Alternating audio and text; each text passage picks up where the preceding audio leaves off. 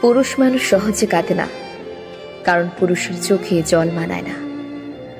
জন্মের পর তাদের মাথায় ঢুকিয়ে দেওয়া হয়, যত কষ্টই হোক তোমার চোখে জল আনা যাবে না।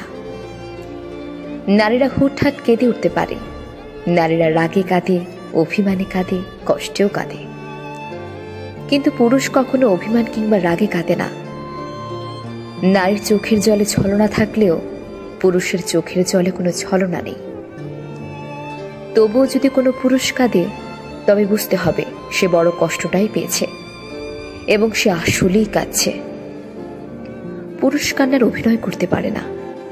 পুরুষের কান্নার দৃশ্য ভয়াবহ।